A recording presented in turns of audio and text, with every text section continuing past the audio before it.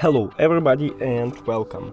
In this video I will show you how to customize gestures on your headphones JBL Tune Beam. You have to start by open application, now scroll down and click on gestures. Now JBL make interesting thing, we can change presets. So like click on the customized gestures, and right here we can change what we want.